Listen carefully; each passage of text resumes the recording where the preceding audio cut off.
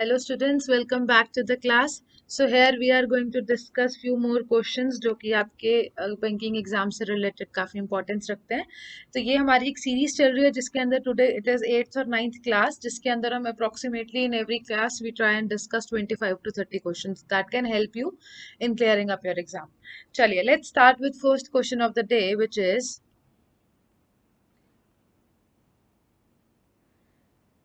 which of the following which of the following has recently joined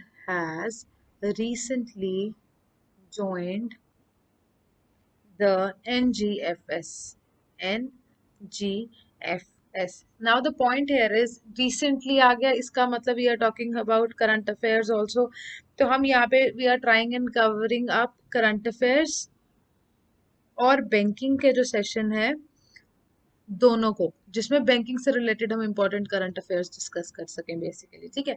तो अभी एक news आई है कि कुछ कोई एक चीज है जिसने एनजीएफएस को ज्वाइन किया. तो उसके लिए पहले आपको ये पता होना चाहिए what is this एनजीएफएस.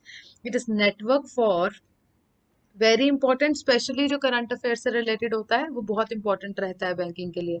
Network for greening the financial system. Network for greening the financial system, ये तो हो गई full form and you have to learn it very properly.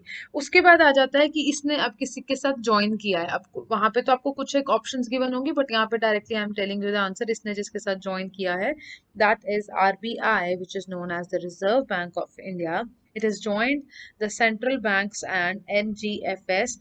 अब इसके अंदर है क्या, RBI has become a member of network for greening the financial system का मेंबर वो उसने एज अ मेंबर ज्वाइन कर लिया है. This was our first question. उसके बाद वील ट्राई टू कवर, ये अप्रैल से रिलेटेड थोड़े से करंट अफेयर्स कवर करेंगे इसके अंदर. Recently S and P global ratings recently S&P global ratings has lowered India's GDP to how much percent? To how much percent. कि अभी एस एंड पी क्या है आपको पहले ये पता होना चाहिए. S and P is standards and poor's. अब ये स्टैंडर्ड्स एंड पुअर है क्या, एंड पुअर्स, ये रेटिंग एजेंसी है एक, और ये ग्लोबल रेटिंग एजेंसी है. ग्लोबल मींस वर्ल्ड वाइड आ जाती है. इसने अभी इंडिया की जो जीडीपी है, ग्रॉस डोमेस्टिक प्रोडक्ट है, उसको लोअर कर लिया है. And my question to you here is कि कितना कितना परसेंट करा है. तो इट इज 9.8%. तो है क्या ये, इसने जीडीपी लोअर करके 9.8% कर दी है. कौन से ईयर के लिए, 2021 to 2022. और इसने मार्च में क्या कहा था कि एक्सपेक्टेड कितना रहेगा, दिस मार्च में इतना कहा था एक्सपेक्टेड जो है यहाँ पे जीडीपी अब 9.8% है. नेक्स्ट क्वेश्चन देखेंगे. नेक्स्ट क्वेश्चन है with us is recently cabinet has given its approval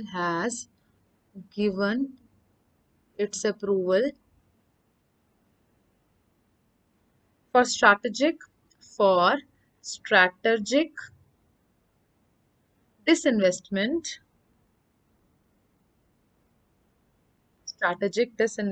and transfer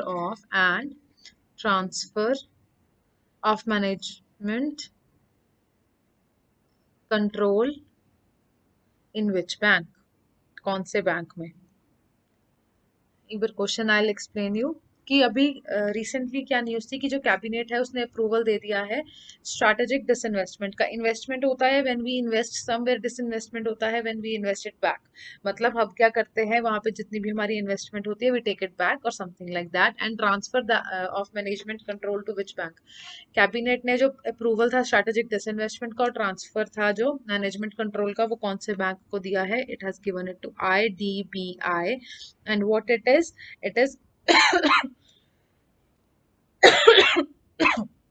IDBI की फुल फॉर्म पता होनी चाहिए आपको. इट इज वेरी इंपॉर्टेंट क्योंकि खाली सिर्फ इंफॉर्मेशन कभी इसकी भी पूछी जा सकती है, full form of IDBI, and you should know it here. Let's write it.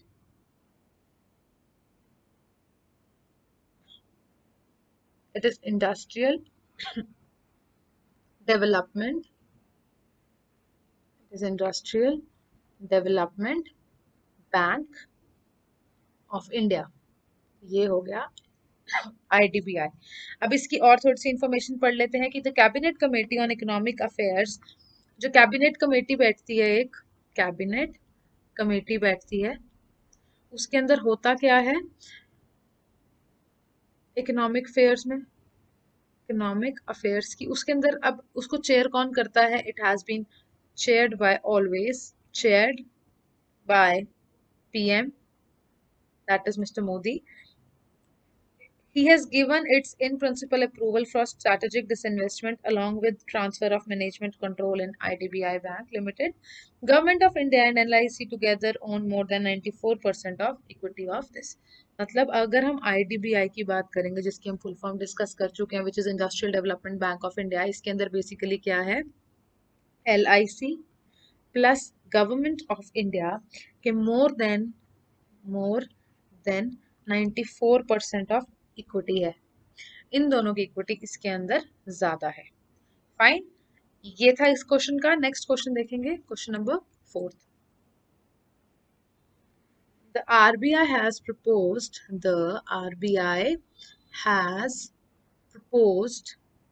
how much term liquidity facility to ease access to emergency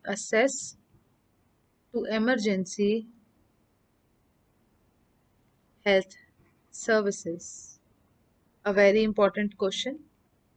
ऐसी अमाउंट्स पूछी जाती हैं पेपर में। The question here is, RBI ने प्रपोज की है कितने liquidity facility, कितने अमाउंट की लिक्विडिटी फैसिलिटी, किस लिए? ताकि जो इमरजेंसी हेल्थ सर्विसेज हैं उनको हेल्प हो पाए। तो जो आरबीआई है उसने डिसाइड किया है कि वो प्रोवाइड करेगा विद ₹50,000 करोड़। इसलिए ताकि ये जो सारे इमरजेंसी मेडिकल सर्विसेज हैं इनके लिए असेस टू फंड्स इजी हो जाए। ठीक है, नेक्स्ट क्वेश्चन जो रहेगा, यू हैव टू टेल कि अब यहाँ पे एक पहले मैं आपको बता देती हूँ, आरबीआई का एक मेजर गवर्नर होता है, जो एक गवर्नर होता है, उसके अलावा 4 गवर्नर होते हैं। 4 मैं ये आपको करा चुकी हूँ पहले भी। जो बाकी 4 होते हैं they are known as deputy governors. अभी यहाँ पे एक जो 4th डिप्टी गवर्नर अपॉइंट हुए हैं उनका नाम डिस्कस करेंगे, that is T. Ravishankar. He is the 4th deputy governor who has been appointed for RBI। ठीक है, एंड इनका जो टर्म रहेगा this is for 3 years। Next question, the ministry of finance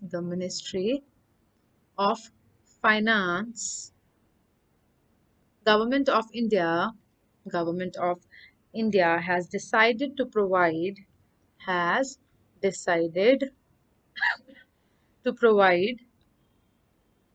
an amount of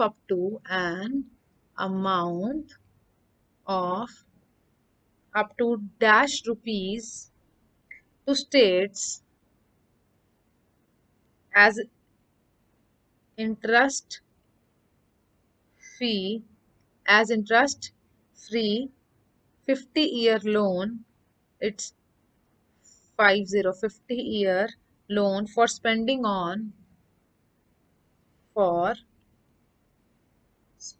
on capital projects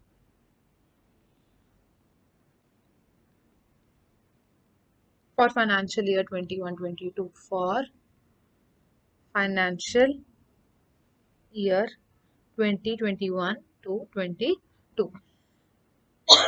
तो यहाँ पे अब क्या है कि एक अमाउंट डिसाइड की गई है, डिसाइड पर्टिकुलर नहीं कर रखी, पर ये कर लिया कि इतना मिनिमम है, अप टू दैट अमाउंट सारी स्टेट्स को क्या interest free 50-year loan provide किया जाएगा, ताकि वो कैपिटल प्रोजेक्ट्स में फॉर 2021 से लेके 22 तक जो भी इन्वेस्टमेंट अपनी कर पाएंगे। मिलकर किया किसने है? फाइनेंस मिनिस्ट्री ने और गवर्नमेंट ऑफ इंडिया ने। अब वो अमाउंट जो है it is ₹15,000 crore basically. Fine, चलिए अगला क्वेश्चन देखते हैं। M Narasimha has recently passed away. वो थे कौन? Who was he? So he was the former governor of RBI.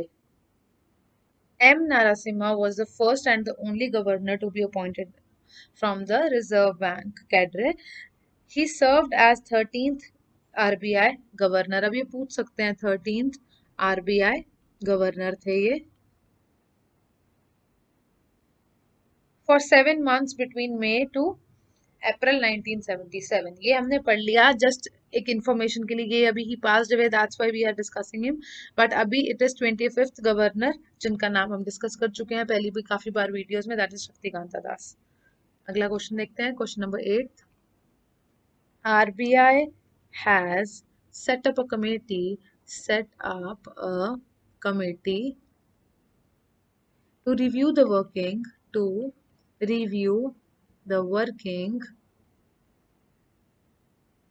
of ARCs. अब ये ARCs की फुल फॉर्म भी मैं आपको करा चुकी हूँ पहले, but we are going to repeat it. It is asset reconstruction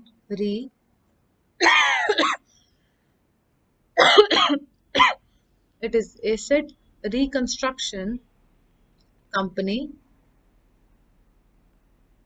अब हमें बताना है who was the head of this committee. अब ये कमेटी एक बता दी किस लिए बनाई गई है, ARC से रिलेटेड उनके ऊपर काम करने के लिए. और उसके बाद यू हैव टू आंसर कि कौन इस कमेटी का हेड है. तो the answer here is Sudarshan Sen. Sudarshan. The Reserve Bank of India has set up a committee to undertake a comprehensive review of the working of ARCs in the financial sector ecosystem and recommend suitable measures for enabling them to meet to the growing requirements. The 6-member committee has been headed by Sudarshan Sen. ये भी हमें पता चल गया कि कितने member ये committee थी. It was 6-member committee. ठीक है, नेक्स्ट क्वेश्चन देखते हैं.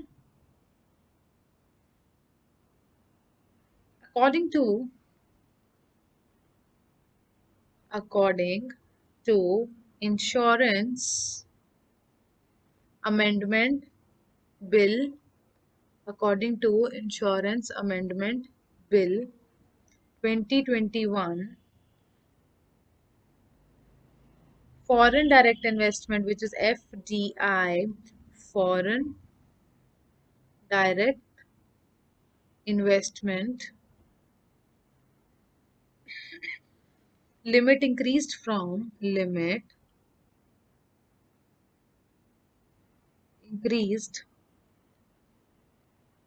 49% to -49%. It is 49 to 74%. क्योंकि the bill provides to increase the foreign direct investment limited, जो पहले 49% थी, अब उस foreign direct investment में कितनी परसेंटेज की लिमिट जो है वो इंक्रीज हो चुके. It is 49 to 74%. Next question here with us is question number 10th.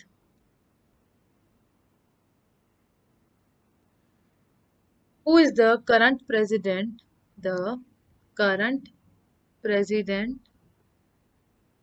of World Bank? ये है हमारा बेसिकली फाइनेंशियली इंटरनेशनल ऑर्गेनाइजेशंस होती हैं उनके बारे में भी क्वेश्चन एक आधा पूछा जा सकता है. And there are many international organizations जो न्यूज़ में रहती हैं एंड उनके ऊपर क्वेश्चन आना ज़्यादा इंपॉर्टेंट रहता है, बहुत ज़्यादा चांसेस रहते हैं. तो मेक श्योर आप सारे फाइनेंशियल इंस्टीट्यूशंस हो जाए, इंटरनेशनल ऑर्गेनाइजेशन हो जाए, इनकी डिटेल आपको पता हो. तो उसमें से ही है वर्ल्ड बैंक, जिसकी हम थोड़ी सी डिटेल आज पढ़ लेंगे. अभी हम बता रहे हैं कि करंट प्रेसिडेंट कौन है. तो जो करंट प्रेसिडेंट है that is David R Malpass.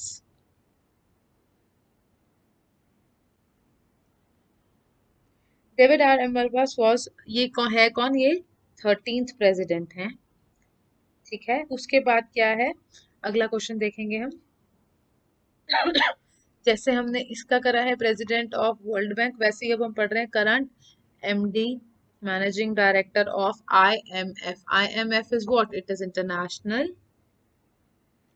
Monetary Fund. National monetary fund हो जाएगा. तो answer is Kristalina, Kristalina Georgieva. कौन है ये? MD of international monetary fund. उसके बाद है क्या कि she is currently serving as the managing director of international monetary fund. इसकी जो पोजीशन थी वो इसको 2019 में मिली थी. ठीक है. Next question is world bank. ये जो हमने पढ़ा है ये स्टैब्लिश कब हुआ था? ये भी इंपॉर्टेंट क्वेश्चन है. इन 1944. The international bank for reconstruction and development भी soon called as the World Bank has expanded to the closely associated group of 5 development institutions. अब बेसिकली है कि IMF और वर्ल्ड बैंक, इनको सिस्टर भी कहा जाता है, सिस्टर कंपनीज कहा जाता है. बिकॉज क्या है कि ऑलमोस्ट दोनों का पर्पस एक ही है. दोनों का फाउंड हुए थे इन 1944. उसके बाद headquarter of, we have to tell the headquarter of NDB. Now what is this NDB? It is New Development Bank. अब इसका हेडक्वार्टर बताना है. It is in Shanghai, that is in China. Next question.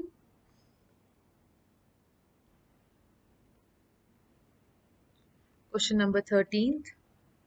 ADB का headquarter बताना है. ADB होता क्या है? It is Asian development bank. अब इसका हेडक्वार्टर कहाँ पे है? It is in Manila in Philippines. In Manila in Philippines.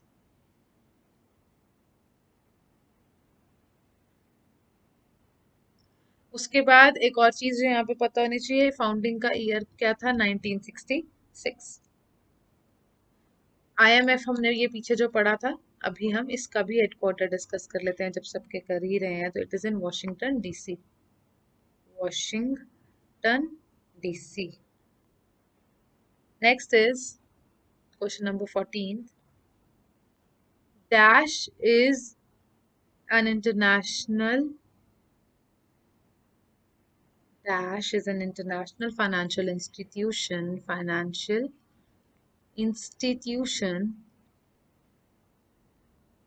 which offers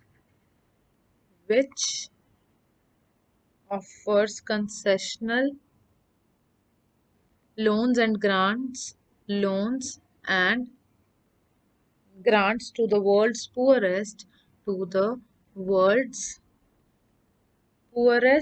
developing countries. तो वो है क्या? हमें नाम बताना है उस फाइनेंशियल इंस्टीट्यूशन का जो कि लोन्स प्रोवाइड करता है, ग्रांट्स किनको प्रोवाइड करता है? जो वर्ल्ड की पुअरेस्ट कंट्रीज हैं. And the answer here is it is IDA. Now what is this IDA? It is international development association.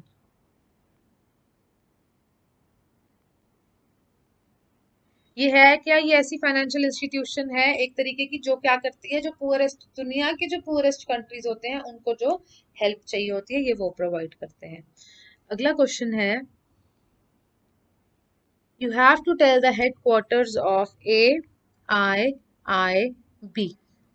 AIIB की पहले हम क्या करेंगे? फुल फॉर्म यहाँ पे पढ़ेंगे. इट इज एशियन इंफ्रास्ट्रक्चर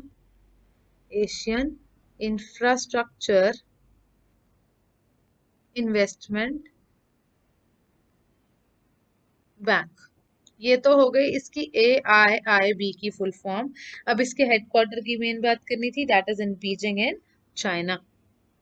आज हमने चाइना के 2 हेडक्वार्टर्स वाले पढ़ लिए हैं already.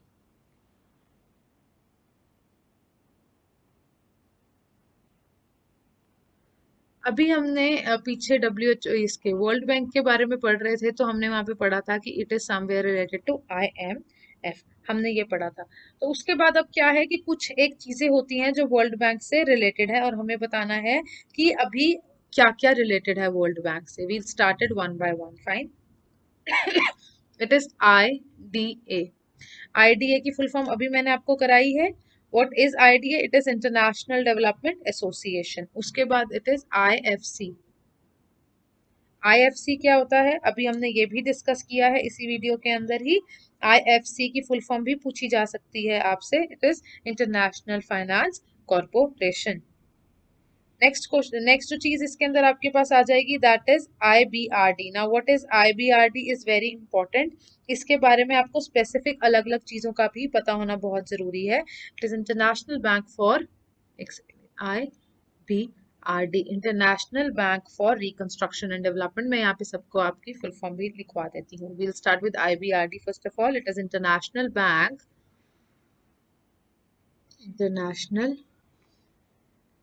Bank for reconstruction and development. This is the full form of IBRD. अभी मैं आपको फुल फॉर्म बताऊंगी IFC की full form. we'll write it all here. International Finance Corporation.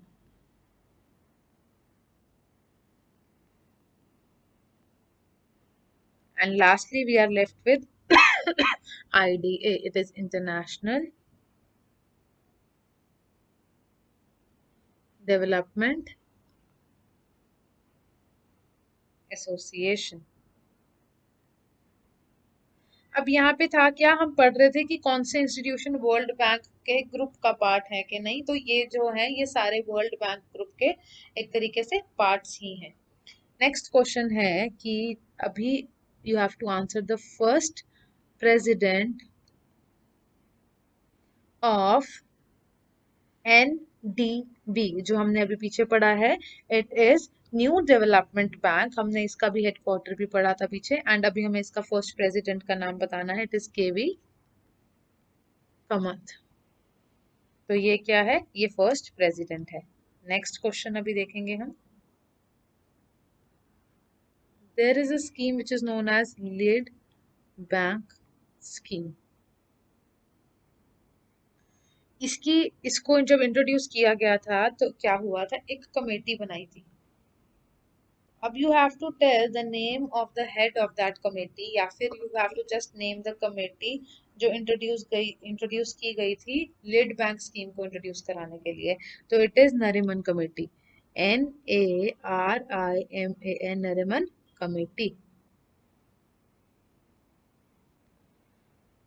Nariman committee endorsed the idea of an area approach in its report। कब हुआ था ये? 1969। The year is not that much important. कारण क्या है, आप ये सारे ईयर्स याद इतने कर ही नहीं पाओगे।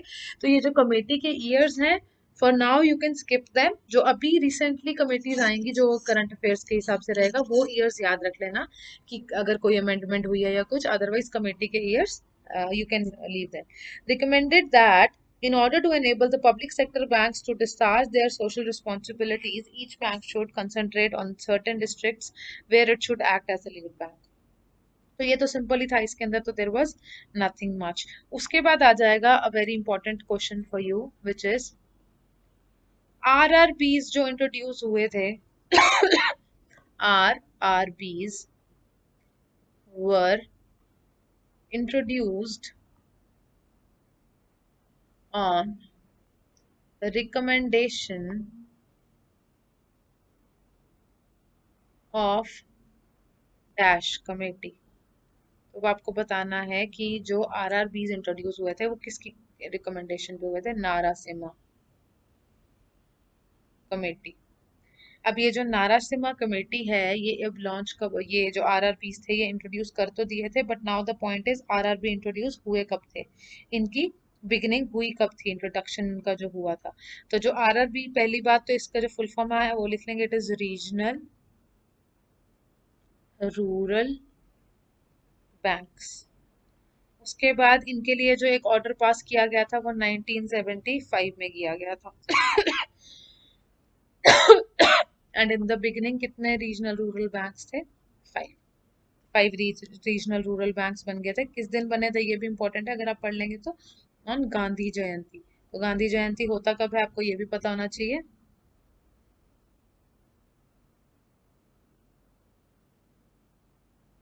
इट इज ऑन 2 अक्टूबर। तो हमें अब ईयर भी पता है 1975, तो ये तब इंट्रोड्यूस करे गए थे RRBs. The regional rural banks were established on the recommendation of the Narasimham committee. और इसका बेसिक पर्पस क्या था, रूरल क्रेडिट प्रोवाइड करना। क्योंकि अर्बन एरियाज में जो बैंक्स है वहां पे तो इजीली प्रोवाइड करा जा सकता था, but the point is rural areas में क्रेडिट प्रोवाइड करना बहुत जरूरी था, because the whole area was under the pressure of money lenders, जिसके और कॉन्सिक्वेंसेस हो रहे थे। The committee was of the review that RRBs would be much better suited than the commercial banks और cooperative banks in the meeting of the needs of rural areas. Basically purpose ही क्या था, rural area को ध्यान में रख के ही जो था स्टार्ट किया गया था। ये हमने पढ़ लिया आरआरबीज का। Now we are starting about NABARD. NABARD होता क्या है पहले अब हम ये भी पढ़ लेंगे, नबार्ड की फुल फॉर्म पता होनी भी जरूरी है सबको। It is NABARD।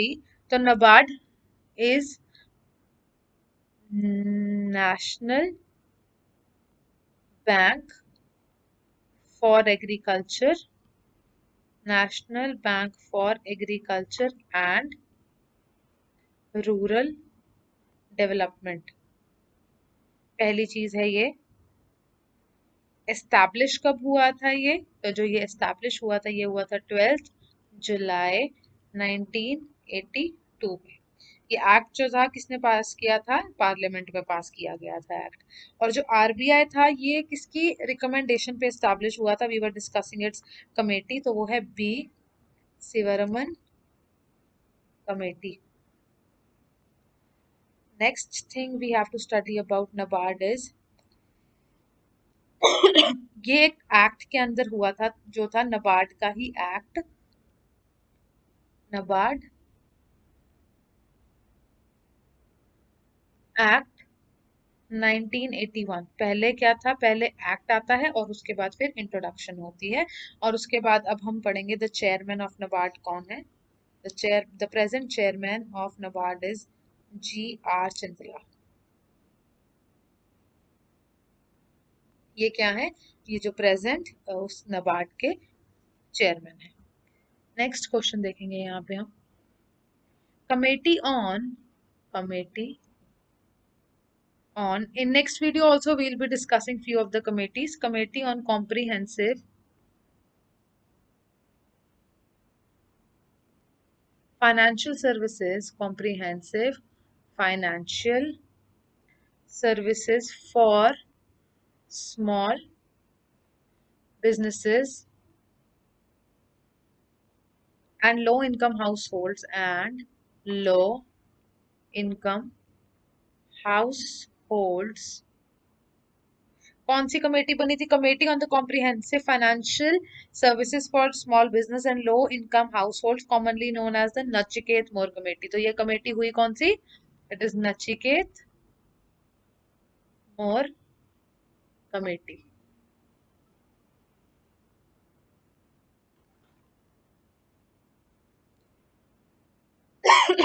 The next thing herein is Nachiket More Committee was an expert committee formed by Raghuram Rajan. Introduced by Raghuram Rajan. कब 2013 में। और तब क्यों इन्होंने इंट्रोड्यूस की थी, because at that time he was appointed, this person Raghuram Rajan was appointed as the governor of RBI। Fine, तो इसका मतलब कौन सी कमेटी थी, it was Nachiket Mor committee introduced by Raghuram Rajan in 2013 when he was appointed as the governor of RBI। And with this we are winding up today's session. See you in the next video. Do let us know if you have any sort of doubt या कुछ भी, and also you can opt for our paid courses जिसकी detail आपको मिल जाएगी on the given number. Thank you so much. See you tomorrow.